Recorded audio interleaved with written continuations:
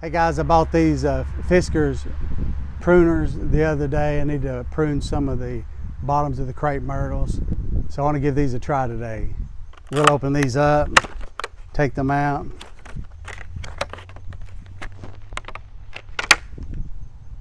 Okay, so these have the non-slip grips, and then to open you just slide this locking mechanism over to the side. They open up, and to store away and to close, you just slide it back there. So let me show you a close-up of the crepe myrtles as I prune these.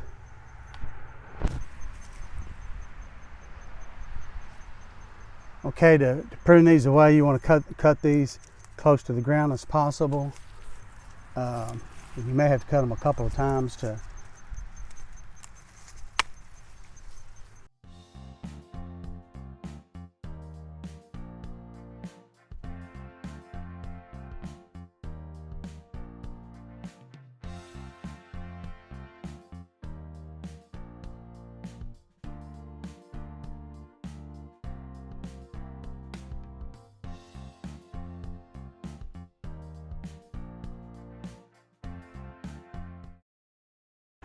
So as you can see, the crepe myrtles look so much better keeping those shoots trimmed away and into the tree shape form, and just very beautiful. So you'll have to do this a couple of times throughout the year just to keep your crepe myrtles looking beautiful. So have a great day.